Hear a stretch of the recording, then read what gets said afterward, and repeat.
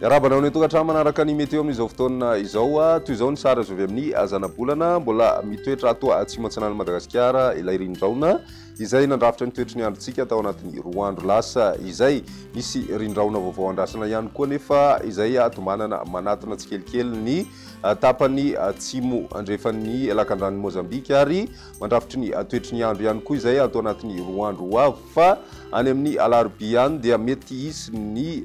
rivotra avy any atsimo antsinana na ny varatra aza mety hitondra rotsakorana vitsy any amin'ny morontsiraka atsinanany nosy manoloana izay rehetrarehetra izay dia mbola mahazo vahana hatrany ny zavintany vao maraina ho an'ny atitany Madagasikara ray manontolo ankoatry ny morontsiraka zany fa ny atoandro kosa dia ny masoandro no saika ibahatoerana ny lafy ny maripana kosa indray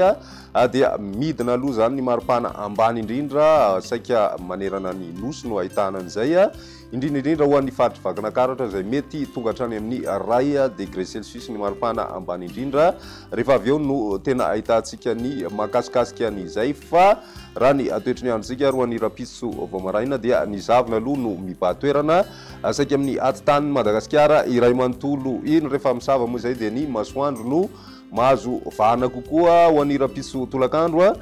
dia misy ny tandrivirahona vitsy ho an'ny faritry Sava sy ny distrikan'ny Maroantsetra manaondraona kosa ny andro ho an'ny faritry Diana sy ny tapany avaratra amin'ny faritry Sofia ny ambiny dia ny masoandro hatrany no mibahatoerana raha ny maripana ho vinavina amin'izay andro ny rapitso izay eo amin'ny 2 degré ka hatramin'ny 7 degré celsius eo ny maripana ambany indrindra raha ho an'ny voatany hitantsika any Vakinankaratra izay 2 degré celsius izay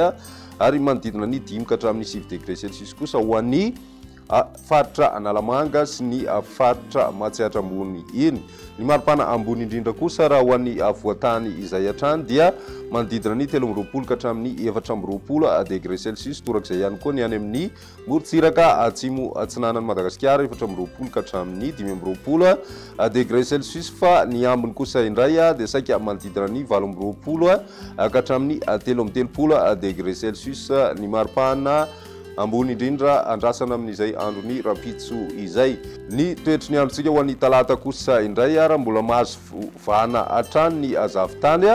saika amin'ny atitany Madagasikara iray manontolo amin'ny maraina be fa rehefa misava zay dia ny masoandro no mibahatoerana saika mandritry ny tontolon'ny andro raha ny maripana ho vinavina amin'izay andro ny talata izay mbola manodidina ny 2 degré celsius hatrany ny ambany indrindra hitantsika any amin'iny faritry Vakinankaratra iny ho an'ny maripana ambony indrindra kosa indray 14 ka hatramin'ny 19 degré celsius eo ny maripana raha ho an'ny voatany ny tapany atsimo andrefana ary ny tapany atsimo atsinanan'i Madagasikara fa ho an'ny ilany avaratry ny nosy kosa indray dia manodidina ny 18 ka hatramin'ny 13 degré celsius ny maripana ho vinavina amin'izay andro ny talata izay ny alarobia marano antsika ny fandarana mbola mibahatoerana hatrany aloha amin'ny ankapobeny ny masoandro saika amin'ny voatany sy ny ilany andrefan'i Madagasikara fa ho an'ny morontsiraka atsinanana kosa dia mety ahitana tandrivindraona mandalo indraindray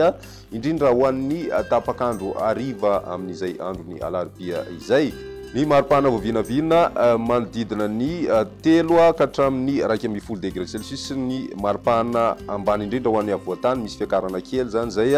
indrindra amin'ny faritry Vakinankaratra iny ho an'ny ambony indrindra kosa indray raha ho an'ny voatany sy ny tapany atsimo atsinanany nosy dia manodidina ny 20 ka hatramin'ny 15 degré celsius eo izay maripana izay ho an'ny tapany avaratra sy ny ilany atsimo andrefan'i Madagasikara kosa indray